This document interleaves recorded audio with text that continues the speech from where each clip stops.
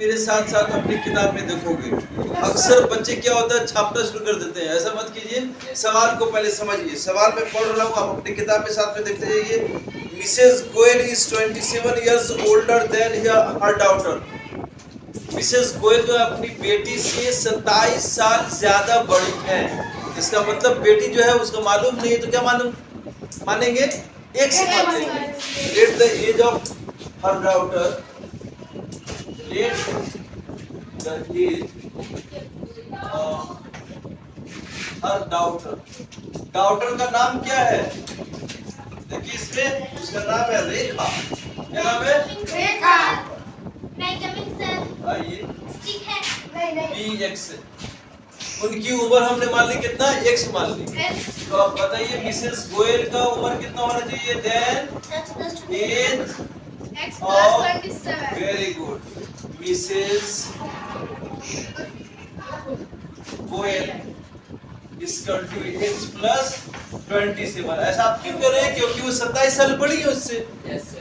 अब अगला क्वेश्चन का पार्ट है आफ्टर 8 years, आफ्टर 8 years यानी 8 साल के बाद शी विल बी। अब देखते हैं 8 साल के बाद रेखा कितनी बड़ी है। रेखा से आफ्टर, यही बात हम लिखते हैं, आप लिखोगे आफ्टर 8 years। 8 साल के बाद रेखा की उम्र कितनी होगी आप लोग बताओ तो जरा। रेखा एज नहीं बेटा, एक्स अभी है, 8 साल के बाद 8 साल बड़ी हो जाएगी, एक्स प्लस 8 हो जाएगी। Very good. और उसकी मम्मी जो है मिसेस गोयल जिसका नाम है, मिसेस गोयल कितनी हो जाएंगी?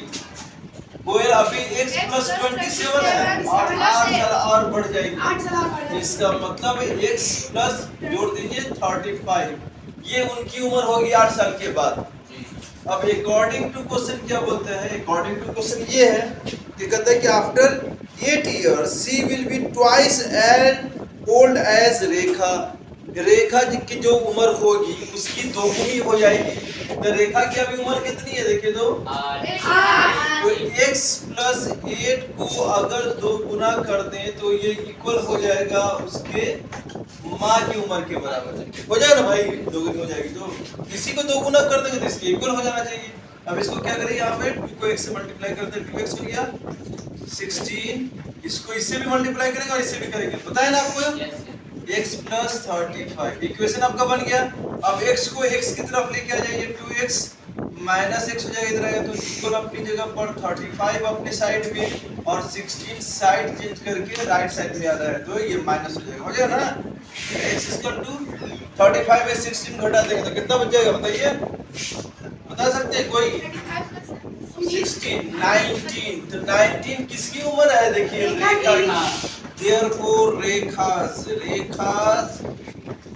As x equal to 19 years। कितना हो जाएगा? 19। और मिसेस गोयल का कितना जब हो जाएगा? मिसेस गोयल एज क्या है हमारा, x प्लस 27 है, x इक्वल टू, तो x का वैल्यू कितना निकला? 16 है। 16 प्लस 27 को जोड़ दीजिए, कितना हो जाएगा? कितना हो जाएगा? सॉरी 19 है, 19 प्लस तो 46 इयर्स हो जाएगी। यानी उसकी मम्मी 46 इयर्स की है और लड़की कितनी है? 16 है। उसी तरह क्वेश्चन नंबर 15 है, क्वेश्चन नंबर 15 है। तो 15 देखते हैं, ठीक है। A man is 4 times as old as his son। सन की जो उम्र है उससे 4 टाइम्स ज्यादा उस आदमी की उम्र है। तो सन की उम्र मान लेते हैं कितना है? x है। ऐसे शॉर्ट में लिख सकते हैं, सन्स एज बी x है। देन फादर या फादर्स की उम्र,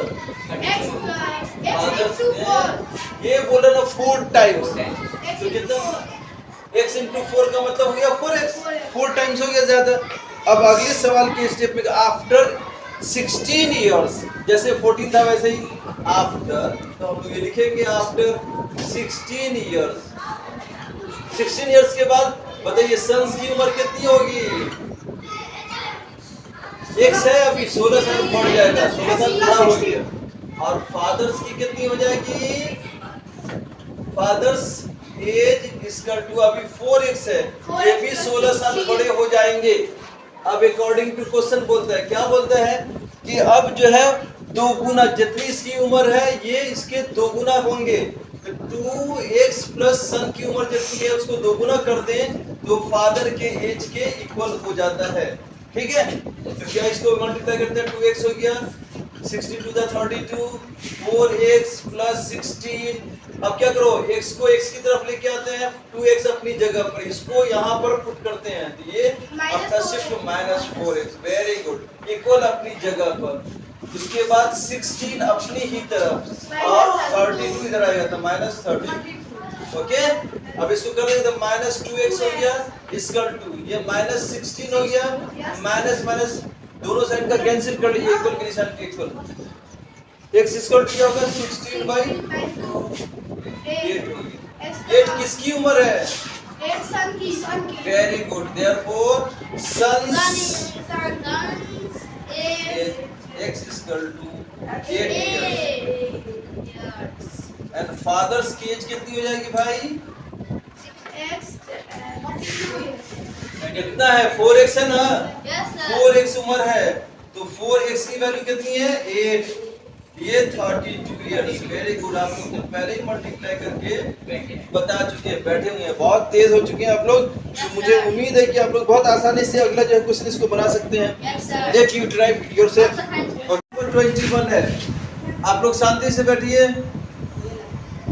बैठो अपनी जगह पर। क्वेश्चन में क्या है, क्वेश्चन गौर से समझिए, कहता है कि the number of boys in the school 334 more than the number of the girls. Girls का मालूम नहीं है तो हम लोग क्या करें, सबसे पहले लिख देते हैं let the number of the girls भी x है। तो बॉयज का नंबर कितना है, लड़कियों का, लड़कियों से 334 ज्यादा है, इसका मतलब हम लोग का बॉयज का नंबर ऑफ बॉयज कितना हो जाएगा, x + 334 हो जाएगा ऑब्वियसली। और उसके बाद अकॉर्डिंग टू क्वेश्चन बोलता है कि अगर total number of the boys कितना है, 572 है, तो टोटल कैसे होगा भाई, किसी स्कूल में लड़का और लड़की की संख्या को जोड़ देंगे तो किसके इक्वल होगा, इक्वल बराबर हो जाएगा, टोटल के इक्वल होगा, हो ना। तो ये टोटल कितना है, 572 है, सही है, यानी लड़कियों की संख्या और लड़कों की तादाद दोनों को हम लोग जोड़ दिए तो कितना टोटल के इक्वल हो गया। आपका इक्वेशन यहाँ पर फॉर्म हो जाता है, आप देखो क्या है, x और x जुड़ गया तो कितना हो गया, 2x हो गया, प्लस 334 इक्वल टू 572। अब क्या करेंगे, नंबर को नंबर की तरफ शिफ्ट करने वाले हैं, ये नंबर ऐसा ही है, 2x अपनी तरफ ही रहेगा, इक्वल का निशान अपनी जगह पे है, 572 अपने ही साइड में है, ये मूव करके जा रहा है तो इसका प्लस है तो क्या होगा, माइनस हो जाएगा, क्योंकि आप लोग जानते हैं जब साइड चेंज होता है तो उसका निशान भी चेंज हो जाता है। तो 2x में इसको सब्ट्रैक्ट कर लेते हैं हम लोग, तो कितना होगा सब्ट्रैक्ट करके बताइए लोग फटाफट, 572 में सब्ट्रैक्ट 334 को कर लीजिए, 8 हो जाएगा, ठीक है, ये 3 हो गया और ये 2 हो गया, 238 कितना हो गया, 238 हो गया, 8 4 12 3 5 ठीक है। तो x इक्वल टू क्या होगा, अब x को यहाँ पर फाइंड आउट करने के लिए 2 को रिमूव करेंगे, 2 को जो साइड चेंज कर देंगे, ये 338/2 हो जाएगा। क्यों होगा, क्या आप लोग जानते हैं कि वेरिएबल और नंबर के बीच में मल्टीप्लिकेशन का निशान छिपा रहता है, और ये जब ये चेंज करके इधर आएगा तो डिवाइड हो जाएगा। अब इसको कैंसिल कर दिए, 2 से 2 1 जा 2 2 9 जा 18, x का वैल्यू कितना है, क्या 119। x किसको माना गया था, लड़कियों की संख्या, therefore the number of the girls, therefore numbers of the girls equal to कितना हो गया, 119 हो गया। सवाल में क्या नंबर ऑफ गर्ल्स ही पूछ रहा है कि बॉयज भी पूछ रहा है, देखिए क्वेश्चन को देखिए ना आप लोग, क्वेश्चन देखिए, क्वेश्चन में बताइए क्या पूछता है कि number of girls in the school, बस इतना ही मालूम करना, अगर बॉयज का मालूम करना होता है तो बॉयज का भी लिख देते, ये हमारा क्वेश्चन नंबर 21 कंप्लीट होता है। क्वेश्चन नंबर 19 आपकी तरफ से आ रहा है, ये थोड़ा सा मुश्किल सवाल है, आइए इसको फिर से देखते हैं, जरा मुश्किल नहीं था, ट्विस्टेड सवाल बोल सकते हैं, ठीक है। तो क्वेश्चन नंबर 19 हम लोग अभी सॉल्व करेंगे। क्वेश्चन नंबर 19 देखते हैं, ठीक है। 19 में समझ लीजिए क्या है, एक आपका गुल्लक है, गुल्लक समझते हैं ना, जिसमें आप पैसा जमा करते हैं, गुल्लक मान लेते हैं, क्या है, गुल्लक है, वाह, ये गुल्लक था, और इसमें आपने कॉइन्स डाले, क्या डाले, कॉइन्स डाले, इसमें कितने 25 पैसे की कॉइन्स हैं और कितना 50 पैसे के भी कॉइन्स हैं, ठीक है। ये सब कॉइन्स इसके अंदर जमा होते रहे हैं, सही है। तो अब कहता है कि अगर आपने जो है इस दिवाली के अवसर पे इस गुल्लक को फोड़ लिया, गुल्लक को फोड़ लिया, आपको कितने टोटल पैसे मिले? 30 रुपये मिले। कितने मिले? 30 रुपये। तो हम लोग क्या करें? सबसे पहले तो ये डालेंगे रुपया है, यहाँ पर पैसा जमा हुआ है, तो रुपया को भी हम लोग पैसा में कन्वर्ट कर लेते हैं। तो 30 पैसे का मतलब क्या हो गया? 30 रुपये का मतलब 3000 हो जाए ना, क्योंकि 30 को 100 से मल्टीप्लाई करेंगे तो 3000 पैसे ये आपके पास हो गया, ये आपके पास हो गया। अब इसमें सवाल में बोलता है कि नंबर ऑफ कॉइन्स है वो 4 टाइम्स ज्यादा है नंबर ऑफ 50 पैसे कॉइन से। तो हमको मालूम नहीं 50 पैसे का कोई क्लू नहीं है, तो इसीलिए हमको मानना चाहिए 50 पैसे का कॉइन है वो कितना है? x है। तो इसको लिख देते हैं, लेट द 50 पैसे कॉइन्स नंबर ऑफ, यहाँ पर जोड़ देते अच्छा रहेगा, नंबर ऑफ, ठीक है, नंबर ऑफ 50 पैसे कॉइन्स बी x है। कितना है? x है। तो x का इस नंबर का 50 पैसे का कॉइन्स है, तो कुछ ना कुछ इसका वैल्यू भी तो होना चाहिए, याद रखिएगा, ये बाद में हम लोग को काम आने वाला है। यहाँ पर हम लोग बोलेंगे अब 25 देन नंबर ऑफ 25 पैसे कॉइन्स इक्वल टू 4 टाइम्स ज्यादा है, तो 4x हो गया ना। तो अब वैल्यू इस कॉइन्स का 50 पैसे का कुछ तो कुछ ना वैल्यू होगा ना भाई। एक 50 पैसा, 2 50 पैसा मिलकर कितना 100 पैसे बन गए, तो एक वैल्यू होता है। तो हम लोग बोलेंगे तो वैल्यू ऑफ, क्या बोलेंगे? वैल्यू ऑफ 50 पैसे कॉइन्स इक्वल टू क्या हो गया? जो नंबर ऑफ जो कॉइन्स है वो मल्टीप्लाई कर देगा किसके साथ? 50 पैसे के वैल्यू के साथ। तो ये हो गया 50x हो गया। कितना हो गया? 50x। उसी तरह हम लोग वैल्यू करेंगे वैल्यू ऑफ, क्या बोलेंगे? वैल्यू ऑफ 25 पैसे कॉइन्स इक्वल टू, कॉइन्स का संख्या कितना है? 4x है, तो 4x को 25 से मल्टीप्लाई करेंगे इसके वैल्यू के साथ, तो ये बन जाए 25 से 100x बन गया, ये हमारा वैल्यू हो गया। अब लिखेंगे अकॉर्डिंग टू क्वेश्चन, ये जो पैसे हैं कॉइन्स है इसका 50 पैसे और इसका वैल्यू 50x प्लस इसका वैल्यू 100x, यही ना मिलके आपको 3000 p बन गया है। 3000 ये पैसे बन गए, क्योंकि यहाँ लिख देंगे हम लोग 30 रुपीज 30 इक्वल टू 3000 पैसे। सही समझ में आ गया? अब इसको करेंगे 150x equal to 3000। x equal to क्या होगा बच्चों? 3000 by 150, 0 0 कैंसिल, 15 2 जा 30 आई 0। x का वैल्यू कितना निकला बच्चों? x का वैल्यू निकला 20। x का वैल्यू किसको माना है? पैसे 50 पैसे की कॉइन्स को x माना है। तो देयरफॉर द नंबर ऑफ